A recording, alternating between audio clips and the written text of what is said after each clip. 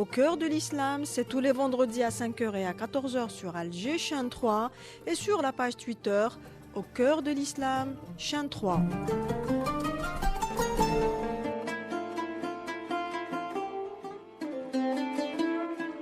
Au cœur de l'islam. Une émission produite et animée par Kamel Chekat et Bouchra Yahya. Madame, Monsieur, bonjour, bienvenue dans cet espace convivial d'Alger Chaîne 3, nommé Au cœur de l'islam, une émission consacrée à une meilleure connaissance et une meilleure pratique de la religion. Kamel Chekat, salam alaikum. Wa alaykoum salam wa rahmatullah. Alors nous sommes depuis quelques semaines dans la sira de Sidna Mohamed alayhi salatu wassalam. C'est vrai que nous n'avons pas toujours l'occasion d'en parler, si ce n'est à l'école, peut-être dans les cours de Tarbiya al-Islamiyya, lors du Mawlid Nabawi et quelques rares occasions. Nous n'en parlons pas du tout. Sidna Mohamed alayhi salatu wassalam n'est nullement invité dans nos réflexions, dans nos discussions, ni dans nos projets d'ailleurs. Nous sommes peut-être en déphasage, je ne sais pas. D'ailleurs, comment oser aller vers une bonne pratique de l'islam si déjà celui qui a été le guide dans cette affaire est absent? Oui, c'est là tout le problème, justement. On veut atteindre l'excellence sans utiliser, comme vous venez de le dire, les instruments adéquats pour atteindre cette excellence. Le Coran parle du chemin droit ou du droit chemin, droit dans toute sa rectitude, etc.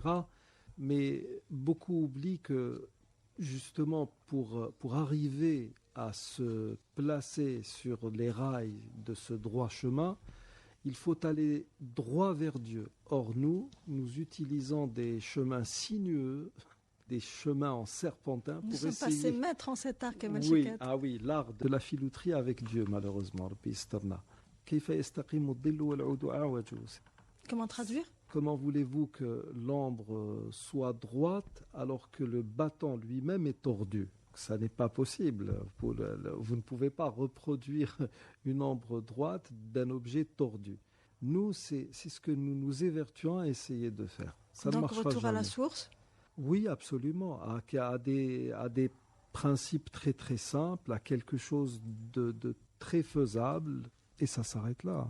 Kamel Chekat, lors de l'émission précédente, nous avons entamé la sira du prophète avec des dates précises, donc une sira chronologiquement, si je puis m'exprimer ainsi.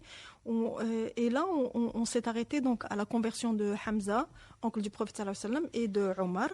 Oui. D'ailleurs, après la conversion de Omar, les choses ont beaucoup changé pour les musulmans. Juste après, vous avez évoqué le serment de l'Aqaba. Oui. D'ailleurs, c'est à travers ce serment, rappelons l'importance du serment de l'Aqaba.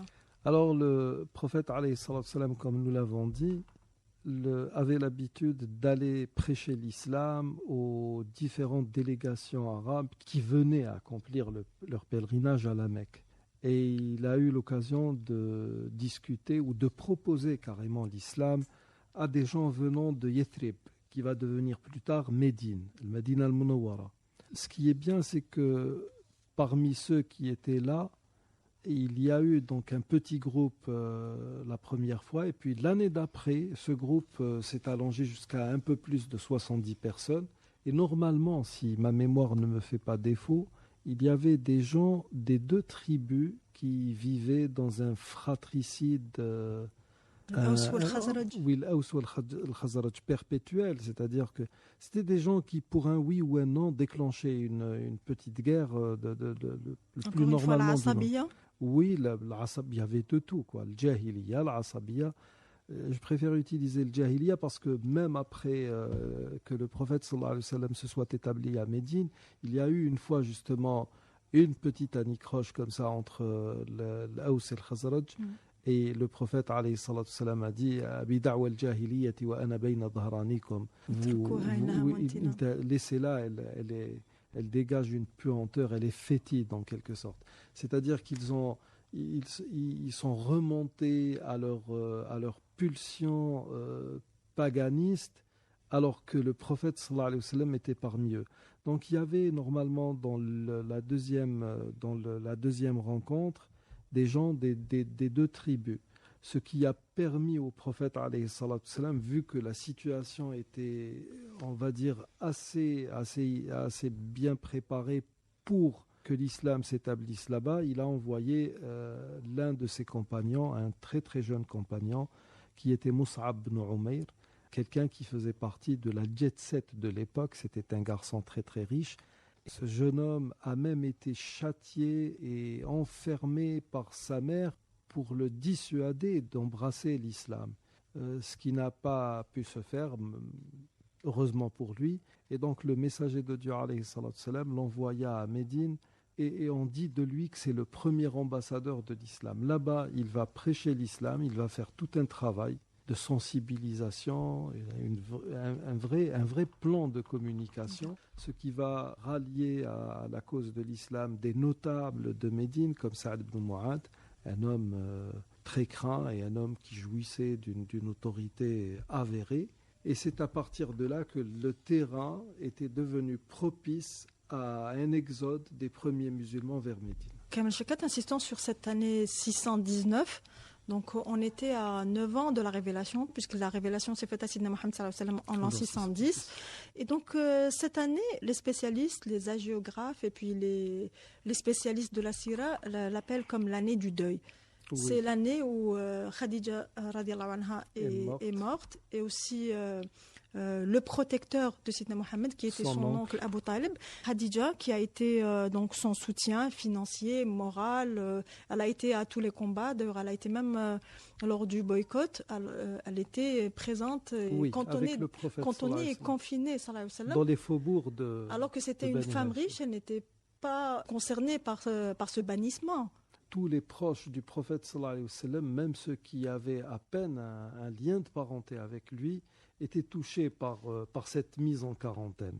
Donc elle s'est retrouvée suite à un conseil qui a été fait suite à un conseil qui a été tenu par les grands notables de la Mecque. Elle s'est retrouvée embarquée avec lui dans cette épreuve. J'ai lu quelque part que je ne me rappelle plus qui lui avait fait la proposition de rester en dehors. C'est-à-dire qu'elle aurait pu, je pense que le prophète son rang social.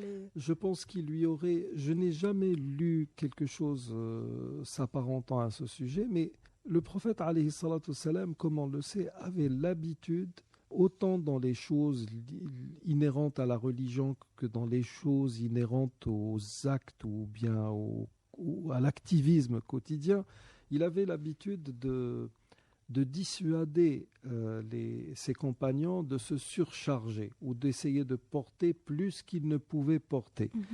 Je pense qu'il a dû lui proposer de rester en dehors tout en le reniant peut-être en apparence, ce qu'elle a refusé de faire. Parce que ce que nous savons de cette année-là et de cette mise en quarantaine, c'est que tous les Bani Hashim se retrouvaient dans la même situation à condition de renier ouvertement le prophète alayhi salatu wassalam.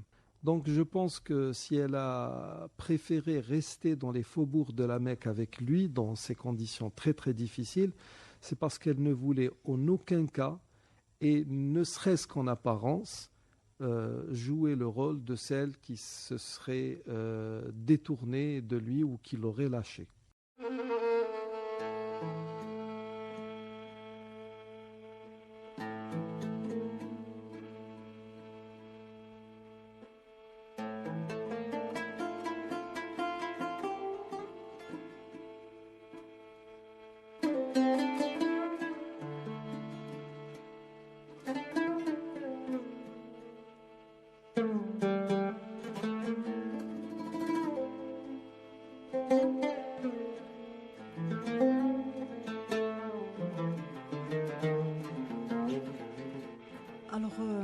Année du deuil pour le décès de Khadija, aussi de Abu Talib. Absolument.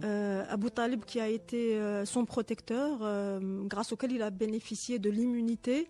Et donc, juste après le décès de Abu Talib, c'est Abu Jahl qui devient le chef de la tribu, qui devient le maître incontestable. Et donc c'est une haine terrible. Et puis le prophète sallallahu alayhi wa sallam subit énormément. Et là, essaye de trouver une protection dans les tribus, donc limitrophes, avoisinantes. Oui, il va essayer de chercher des alliés. Il va demander protection en un premier temps aux gens de la tribu de Taïf, qui se trouve à l'heure actuelle à quelques 6 kilomètres du centre de la Mecque. Et là-bas, il va être très très mal reçu. On va même carrément lâcher les sots, les niais, les fous, etc. et les enfants pour l'insulter, le lyncher, le lapider, à telle enseigne qu'il se retrouvera ensanglanté au niveau des pieds. Il a même été frappé à la tête. Caillassé, pour utiliser un mot trivial. Oui, et la chose aurait été pire s'il n'y avait eu avec lui Oussama ibn Zayd. Il faisait obstacle avec son corps, carrément. Et cette fâcheuse ou cette terrible épreuve se soldera par le fait que le prophète sallallahu alayhi wa sallam ira s'isoler dans un vignoble appartenant à deux frères qui étaient les fils de Utba, Shayba et Shiba, deux richissimes personnages de la région. Et quand ils l'ont vu assis à l'ombre d'une vigne, les pieds ensanglantés, ils ont été pris de compassion. Et là, ils envoyèrent l'un de leurs serviteurs, qui s'appelait Adas, qui était originaire de Ninive, d'Irak, qui était chrétien, lui ordonnant de lui offrir une grappe de raisin et un peu d'eau, je pense. Et donc, quand Adas s'approchera de lui, il lui donnera cette grappe de raisin. Et comme nous l'avons déjà dit auparavant, au moment même où il allait manger, le messager de Dieu, alayhi salatu salam, dit « Bismillah ». Et Adas lui dit « Ce sont là des paroles ou des propos que les gens de cette contrée ne connaissent pas ». Le messager de Dieu, alayhi salatu salam, lui demanda d'où est-ce qu'il venait. Il dit de Ninive, Ninawa. Et là, il lui dit Alaysat qaryatu dhalika ar-rajuli as-salihi Yunus ibn Matta. N'est-ce pas la ville de cet homme vertueux qui était Jonas, fils de Matthieu? Et à l'autre de lui dire et comment connais-tu Jonas, toi? Les Arabes de l'époque, en dépit de certaines qualités qu'ils avaient, étaient des gens incultes, il faut le dire. Et alors le prophète alayhi salam donne une réponse que malheureusement nous musulmans du 21e siècle n'arrivons toujours pas à faire valoir. Le mot me vient en arabe mais je n'arrive pas à le trouver en français. Nous n'arrivons pas à vendre tout ça. C'était mon frère. Ou plutôt cet homme est mon frère. Il était prophète et je suis prophète. Et là, honnêtement, l'islam qui ne fait pas qui ne fait pas abstraction de tout ce qu'il a devancé. Nous sommes dans la même logique que celle de Jésus alayhi salatu salam.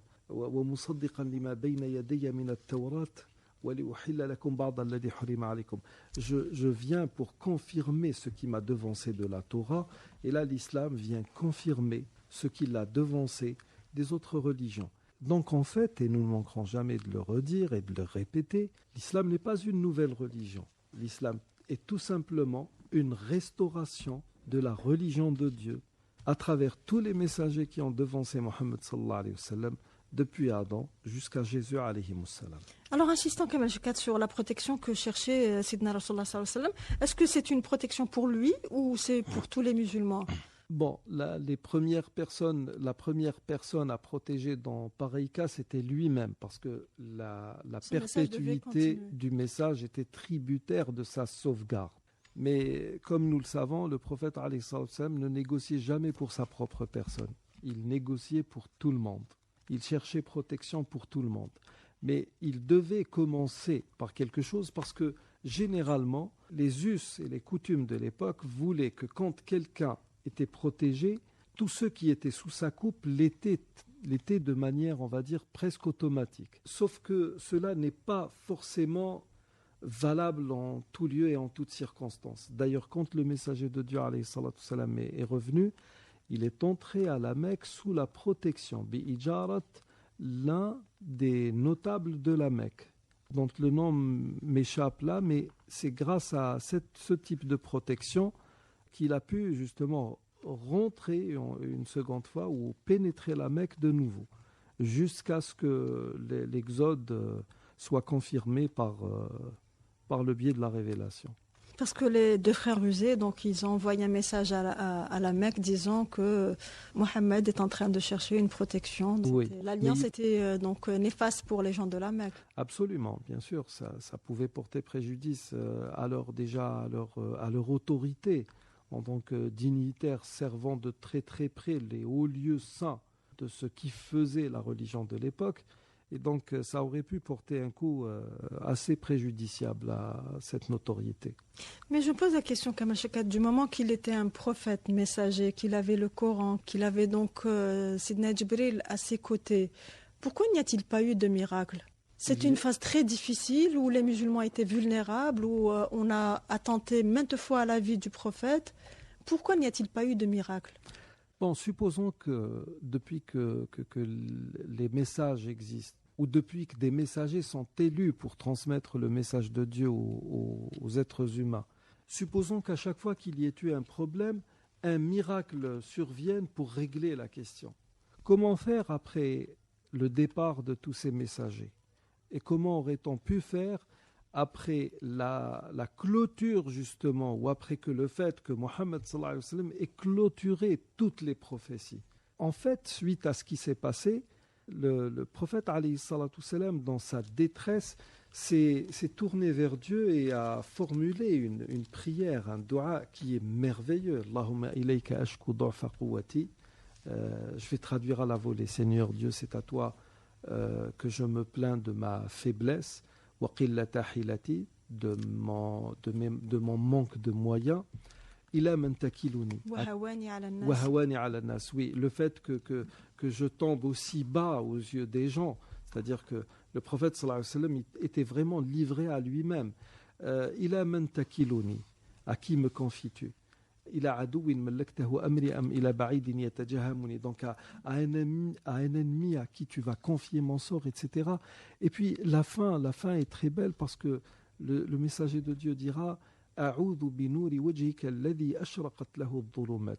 Je me réfugie auprès de toi par la lumière de ta face qui a éclairé les ténèbres. Je ne sais pas, j'espère que la traduction est au point.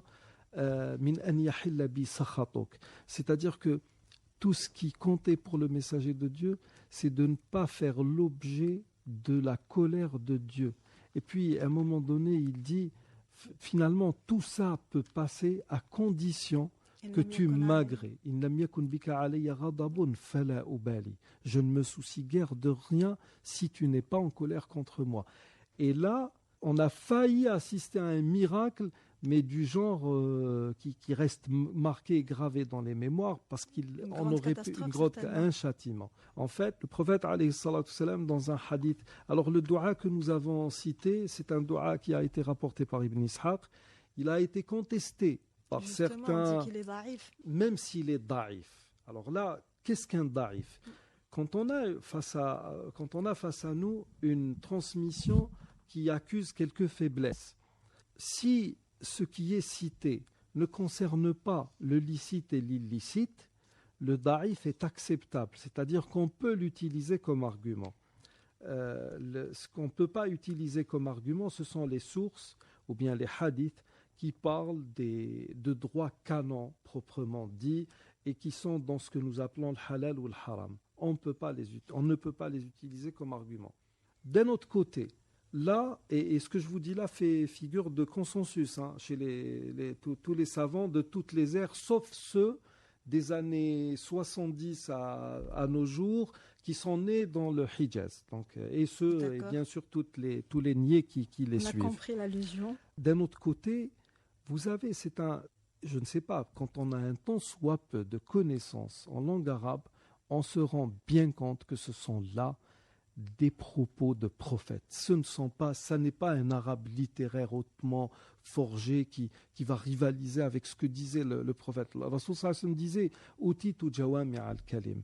Il arrivait à formuler en peu de mots des phrases qui, si on voulait les analyser, auraient nécessité des heures et des heures de dissertation. اللهم إليك أشكو ضعف قوتي وقلة حيلتي وهواني على الناس إلى من تكلني إلى بعيد يتجهمني أم إلى عدو ملكته أمري إن لم يكن بك علي غضب فلا أبالي غير أن عافيتك هي أوسع لي أعوذ بنور وجهك الذي أشرقت له الظلمات وصلح عليه أمر الدنيا والآخرة من أن يحل بي سخطك etc. Donc ça d'une part. Pour la suite, le Bukhari et Muslim rapportent après Aïcha radhiyallahu anha que le messager de Dieu alayhi salatu salam lui a dit quand je suis sorti de Taïf et qu'il est arrivé, je sais pas, il a peut-être à quelques encablures de la Mecque, il a remarqué qu'une ombre couvrait le ciel. Il a levé la tête et selon certains, c'était l'une des rares occasions où il a vu Djibril sous sa forme réelle, c'est-à-dire énorme, obstruant toute vision, tout l'horizon, mais toute vision du céleste. C'est-à-dire que il l'a vu vraiment dans une image qui fait peur. Et Djibril lui annonce que voilà, je suis accompagné de l'ange des montagnes. C'est Dieu qui te l'envoie. Et l'ange des montagnes lui dit, Dieu a écouté ta supplique et si tu le veux, je peux faire abattre sur eux ces deux montagnes. Là où shi'ta, là ou bien là où aradta, là baqtu alayhim al-akhshabayn. Et là, le messager de Dieu alayhi salatu salam a dit, je préfère plutôt que Dieu sorte, si on devait faire une traduction qui soit bien comprise par les francophones, on dirait de leurs entrailles, une progéniture qui l'adore sans rien lui associer, mais la traduction la plus appropriée est de leur rein. Parce que c'est au niveau du coccyx et à partir, c'est dans cette base que toutes vos données génétiques sont emmagasinées. C'est à partir de là, oui, que c'est à partir du coccyx que tout le patrimoine génétique que nous avons est protégé et emmagasiné ou codifié. Donc, il y a cette prière qui donne aussi une idée de ce qu'est l'œuvre d'un prophète. Les prophètes sont ainsi faits. Quand ils venaient appeler leur peuple, c'était toujours Ya qawmi, ô mon peuple, faites ceci, je suis pour vous le plus sincère, ana lakum minan nasihin. Même dans les moments les plus durs, vous avez Sidna Lot par exemple, quand il s'adressa aux siens en disant Alaysa minkum rajulun rashid, il n'y a pas parmi vous quelqu'un de sensé. Et inni massani ad-dur, vous voyez, c'est-à-dire que Ayyub par exemple était au plus bas physiquement, mentalement, sachant que Dieu était omniscient et omnipotent, qu'il était parfaitement sachant et au courant de ce qui lui arrivait, il n'a même pas osé faire une prière ouverte et directe. Rabbi inni massani ad-dur wa anta arhamur rahimin. Je suis atteint ou gangréné par le mal et tu es le plus miséricordieux des miséricordieux. Et donc là, le messager de Dieu... de la prière. Hein.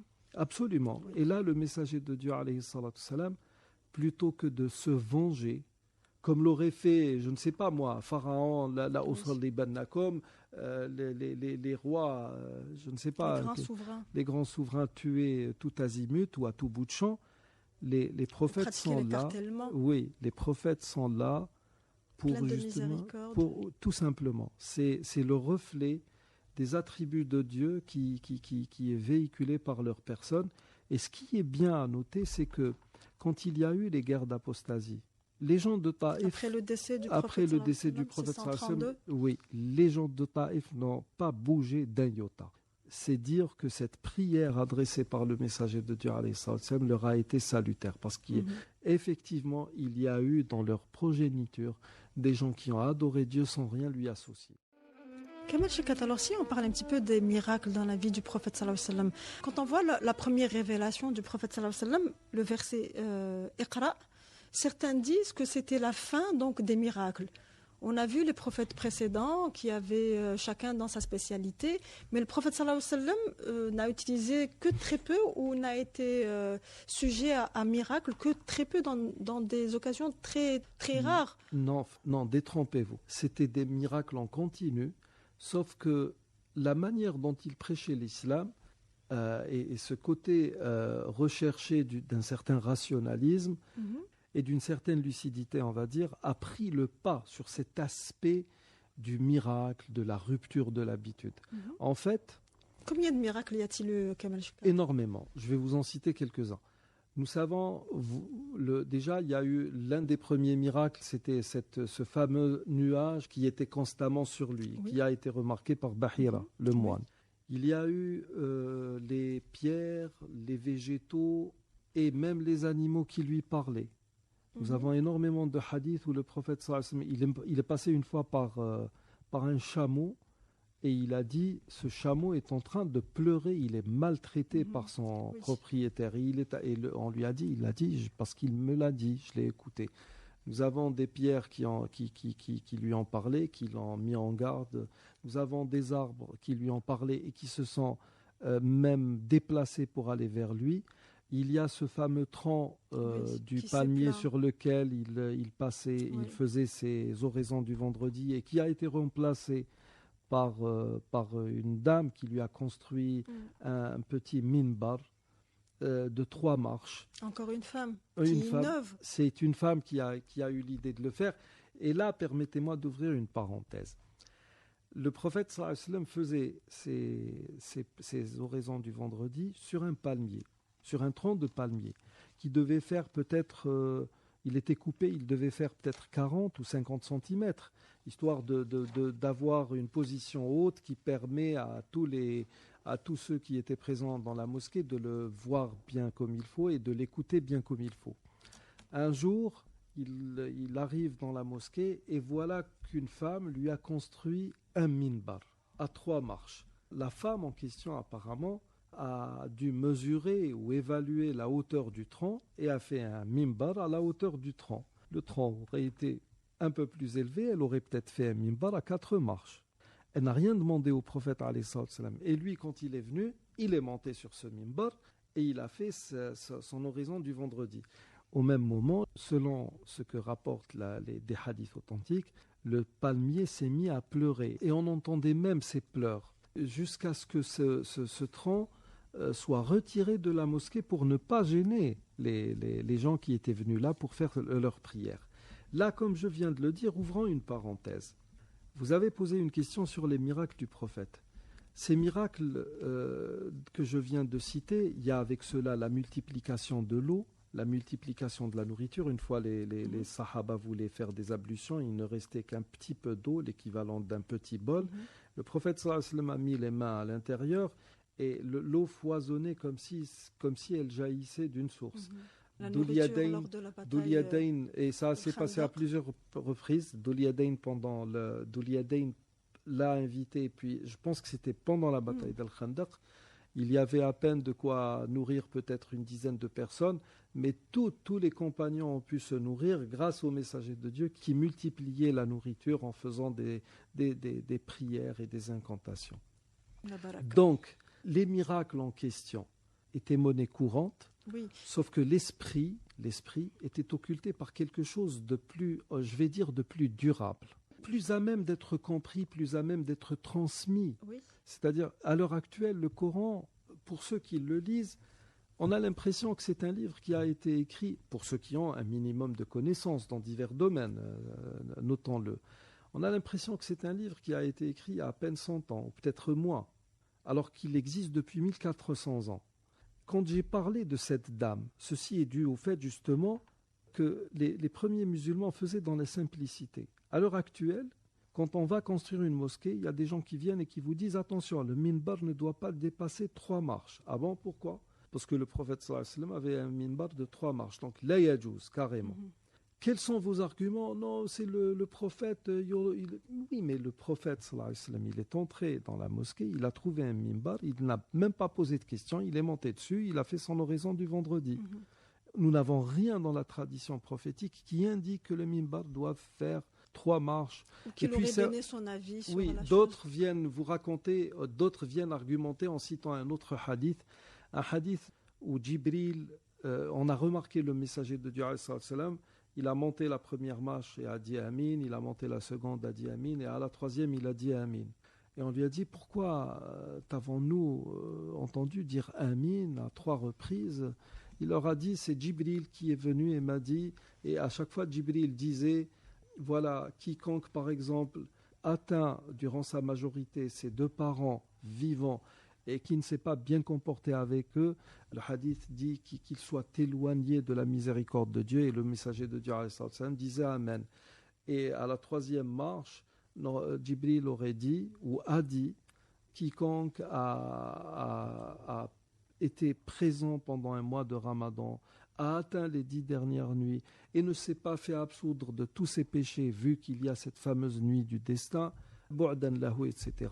Mais ce hadith, il y aurait eu cette marche, le prophète alayhi salam aurait dit ça à cette reprise, Amin. Nous ne le savons pas, nous n'avons même pas le droit de dire cela. Sauf que les premiers musulmans, pourquoi le miracle n'a pas pris toute cette ampleur dans l'apostolat de Mohammed sallallahu alayhi wa sallam, parce que c'était la dernière révélation faite aux humains, c'était le dernier message divin. Après ce message, ce canal céleste allait être rompu, et il fallait aux êtres humains quelque chose de durable en termes de culture, en termes de raisonnement, en termes de logique, de croyance. Si vous vous fiez à si l'on se réfère à ce qui a été fait avant, Moïse alayhi salam avait des miracles qui étaient très très concordants et très très en phase avec la sorcellerie qui était monnaie courante mais chez Pharaon. Mais qui était aussi grandiloquent. Hein. Oui, bien sûr. D'ailleurs, les vrais sorciers, quand ils ont vu ce que le bâton de Moïse produisait, ils se sont rendus compte que ce n'était pas quelque chose qui relevait de la sorcellerie, parce que c'était de vrais experts, de vrais connaisseurs. À l'époque de Jésus, alayhi salam, c'était, selon ce que rapportent les historiens, la médecine qui était à la mode.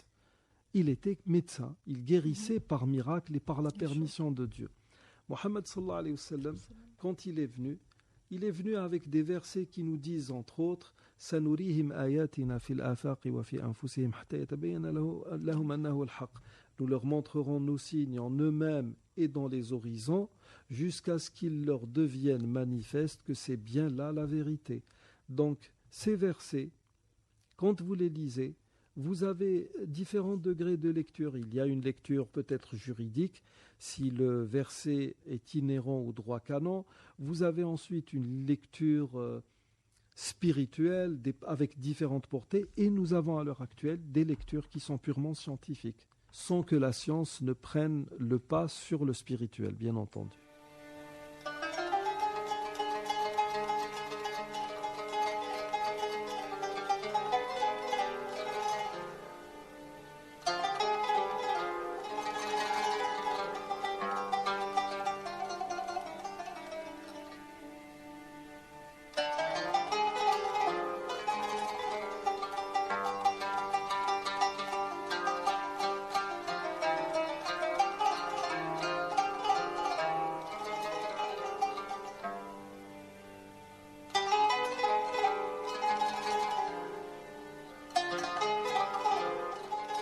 Nous sommes sur Radio Al-Jishan 3 et c'est votre émission Au cœur de l'islam. Alors Kamal Shekat, continuons dans la sira du prophète et dans cette année bien précise, c'est aussi l'année du voyage nocturne et de l'ascension céleste.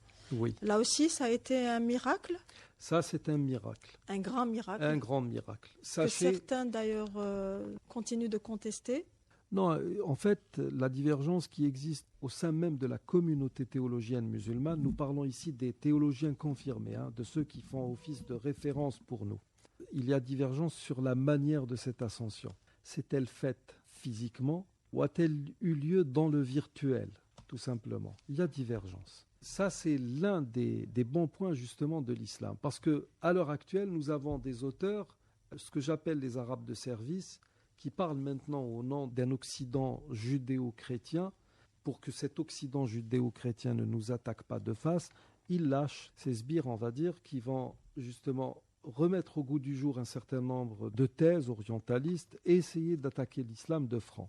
Et les autres viendront nous dire, oui, mais pourquoi contestez-vous cela, vu que c'est là, c'est quelque chose de normal, il s'agit de liberté d'expression, etc.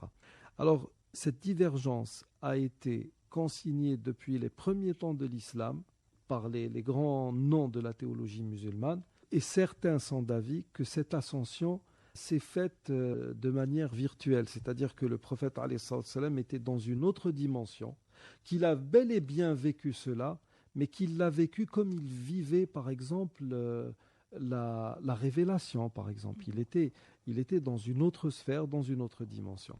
Je fais partie de ceux qui sont d'avis... Mais le corps, il était où, le corps? Le corps, eux disent que le corps était resté sur place. Parce que quand il s'est réveillé, un hadith nous rapporte que sa couche était encore chaude. Maintenant, si nous nous fions à ce que raconte ou à ce que rapporte la physique théorique actuelle, et selon les théories, ce qu'on appelle les théories conciliatrices, je partirai des travaux de Kaluza et de Klein depuis 1919 en passant par 1926 sur les dimensions cachées de l'univers, en passant encore une fois par les théories M, celle de Wheaton et la théorie des cordes de Stephen Hawking, qui sont donc, comme je viens de le dire, des théories qui vont confirmer l'existence de mondes au pluriel ou de dimensions cachées dans l'univers. Si pareil déplacement a dû se faire, il ne va pas obéir, il va forcément sortir du cadre que l'on connaît à la physique actuelle. C'est-à-dire qu'il ne va pas obéir ni au temps, ni à l'espace. Et à partir de là, il est tout à fait normal qu'en revenant, le prophète alayhi salatu salam trouve sa couche chaude. Mais qu'il s'agisse d'un déplacement physique ou d'un déplacement virtuel, les enseignements sont là. Moi, je suis d'avis qu'il s'agit d'un déplacement physique, parce que Dieu est capable de tout, et parce qu'à mon avis, ça n'aurait pas eu de sens que le messager le fasse dans un monde onirique ou dans le rêve ou via le rêve. Ça n'a pas de sens. Donc c'était bel et bien physique. Mais pour ceux qui me disent non, c'était purement virtuel, d'accord, faisons comme si c'était virtuel, comme si c'était consacré dans la théologie musulmane. Est-ce que les enseignements de cette anecdote vous servent dans votre vie? Ou bien est-ce qu'à ce moment-là, puisque c'était virtuel, on n'a rien à faire de tout cet apport lié à l'ascension et au voyage nocturne qui se sont déroulés donc dans la nuit du 26 et 27 du mois de Rajab? Normalement. D'accord. Puisque nous commémorons cette c'est un des mois Haram, c'est un mois sacré, non? Oui, c'est le 7e mois et c'est un mois sacré, un mois où la guerre est interdite, comme c'est le cas pendant les mois de Dhul Qa'da, Dhul Hijjah et Muharram, qui sont respectivement le 11e, 10e et 1er mois du calendrier lunaire. Donc le messager de Dieu, alayhi salatu salam, selon ce que rapporte Surat al-Isra, qui dit Subhanalladhi asra bi'abdihi laylan, bi'abdihi. Donc il y a eu vraiment un déplacement physique selon l'énoncé coranique. Il est allé donc de la Mecque à Jérusalem, et là, dans Qubbat sur une monture inconnue que les humains ne connaissent pas, appelée le Buraq. D'accord. D'ailleurs, c'est pour cela que c'est à cette créature fabuleuse que l'on fait allusion quand on a fait allusion quand on a nommé Ha'it al-Buraq, qui est actuellement et seulement depuis 1920, tenez-vous bien, le mur des lamentations. Parce que beaucoup de gens penseraient que ce mur des lamentations existe depuis 3000 ou je ne sais quoi. Non. Depuis le temple de Salomon, peut-être. Il n'existe que depuis 1920. C'est une innovation juive. C'est un mythe fondateur de toute cette fausse juiverie qui sévit dans le monde. Et ce qui est bien, c'est que pendant la colonisation algérienne, De Gaulle, qui voulait mettre la main sur tous les waqf, tous les habous algériens, voulait avoir la main mise sur cette partie de Jérusalem parce qu'elle appartient aux Maghrébins. Exactement. Elle appartient beaucoup plus aux Algériens. En fait, elle a été offerte par Salah ad-Din al-Ayyoubi à Abou Medine Chouaïb en guise de waqf. C'est une dotation, endowment en anglais. Une dotation, c'est quelque chose qui est laissé là dans un intérêt public au service de l'islam et des musulmans. Sidi Bou Medine Chouaïb a acheté quelques hectares, quelques donums, tout près de là, toute une terre agricole. D'accord. Parce qu'il y a eu un achat réellement. Et l'usufruit était utilisé pour porter assistance aux étudiants venant du Maghreb, tout le Maghreb, et essentiellement les Algériens. Comment s'appelle donc cette partie? Elle s'appelle Ha'it al-Buraq. On a aussi Bab al-Maghariba. Harat al-Maghariba. Il y a Ha'it al-Buraq et au bas c'est la cité, quartier. Hara, c'est le quartier. Oui. Et au bas, vous avez le quartier des Maghrébins. Justement, les Juifs ont commencé à venir ici en 1900, à partir, je pense, de 1919 ou 1918, faire des lamentations. Les lamentations, c'est une sorte de liturgie, une sorte de pratique dans la religion juive. D'ailleurs, toutes les dates qui jalonnent le compute juif, tous les anniversaires sont des anniversaires qui se reportent, qui font le culte du peuple juif.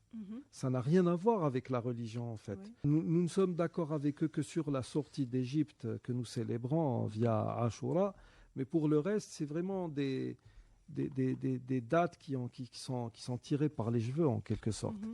Mais cette pratique a commencé en Palestine vers 1919, certaines disent vers 1916. Les Juifs venaient là, se lamenter, faisaient du bruit. Ça a commencé à agacer les musulmans à un moment donné, qu'ils les chassaient de là. Il y a eu quelques anicroches. Et comme De Gaulle, parce que même quand l'Occident fait quelque chose de bien, il ne le fait qu'à dessein.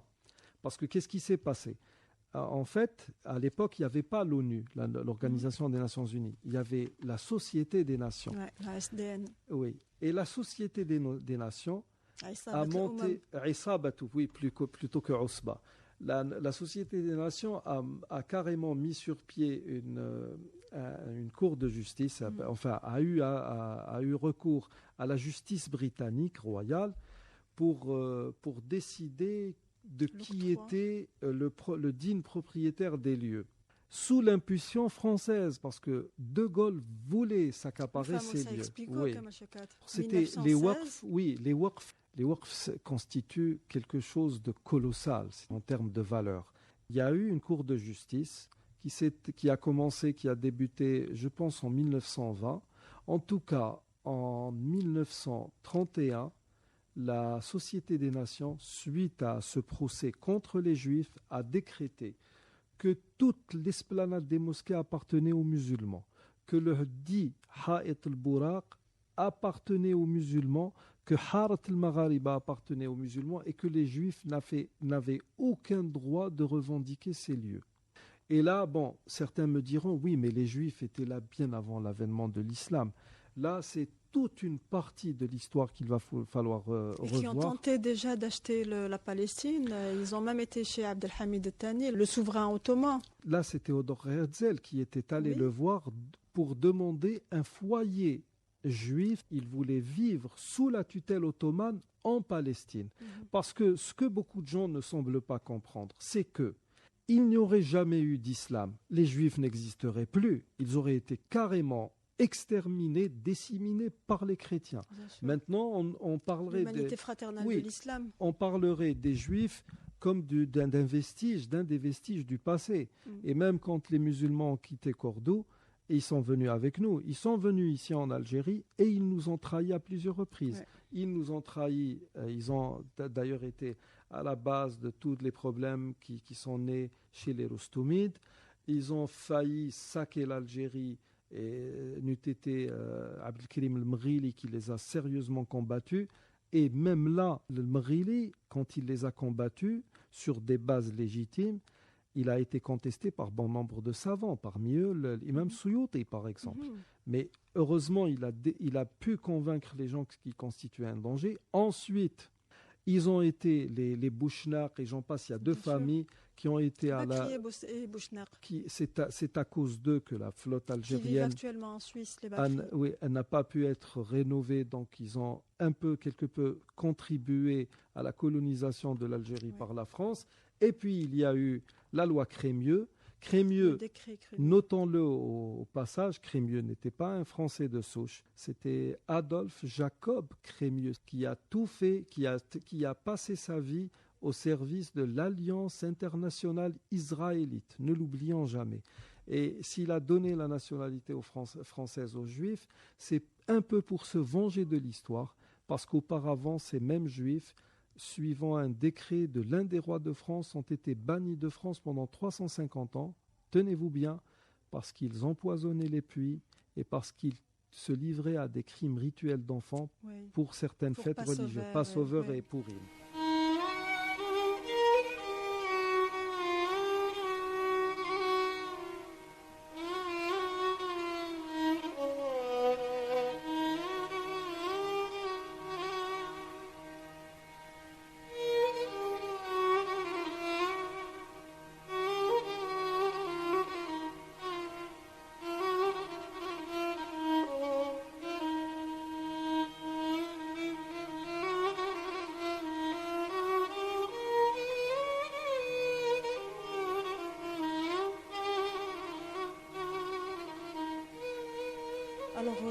voyage nocturne, Kamal Shekat, Sidna Mohammed alayhi salatu wassalam, accompagné de Sidna Jibril alayhi salam, tous deux sur la monture, donc le Bouraq, ils arrivent à Jérusalem. Vous savez, nous généralement quand nous parlons de la mosquée Al-Aqsa, l'image qui vient aux musulmans lambda, c'est le dôme du rocher, oui, Qubbat Sakhra, c'est ce fameux dôme. Oui. Le Masjid Al-Aqsa, c'est autre chose. D'accord.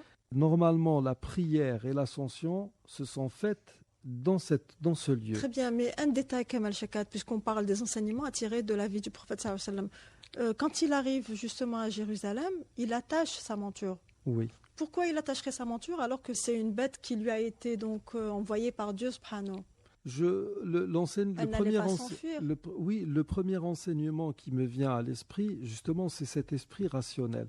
Il y a un homme qui est venu dire au messager de Dieu, j'ai une chamelle, est-ce que je la laisse comme ça libre et je me fie ou bien je me confie à Dieu, ou bien ou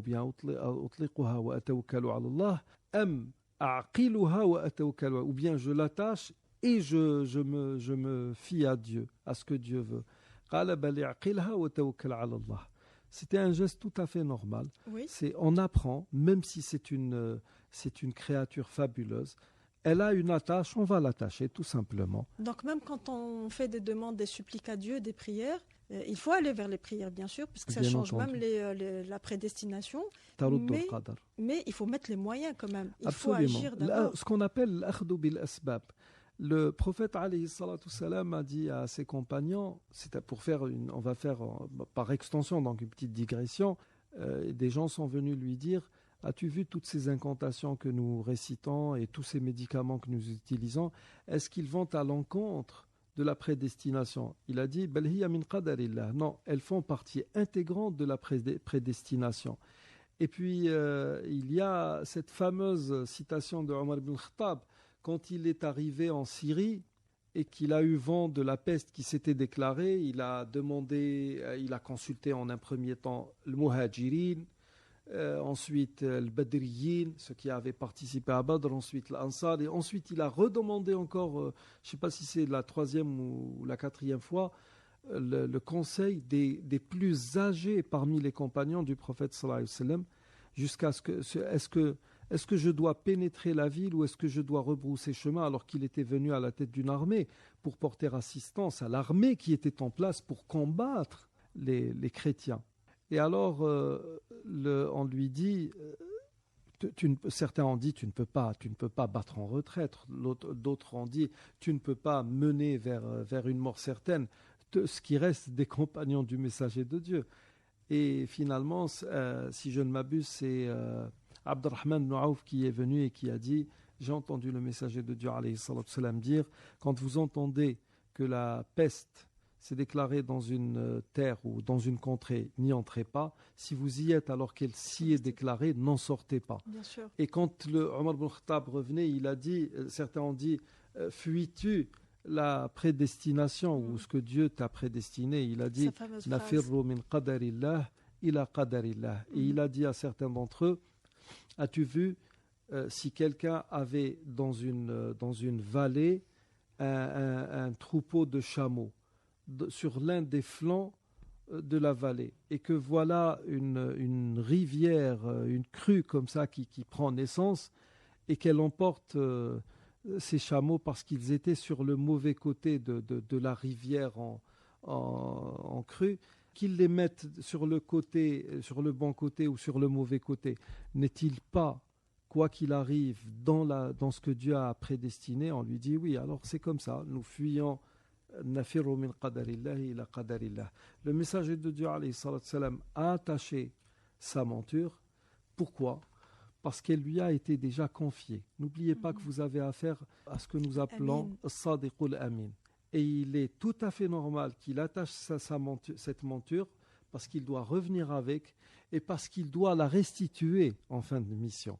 Donc c'est un geste machinal de quelqu'un qui a un principe qu'on appelle aman.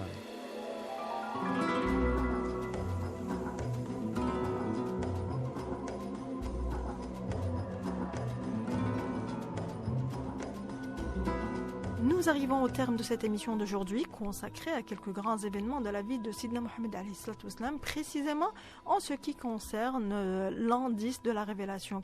Kamal Chakat, merci pour tous ces détails. Quant à vous qui nous avez suivis, je vous remercie pour votre fidélité et vous donne rendez-vous vendredi prochain pour une émission détaillée autour du voyage nocturne et de l'ascension.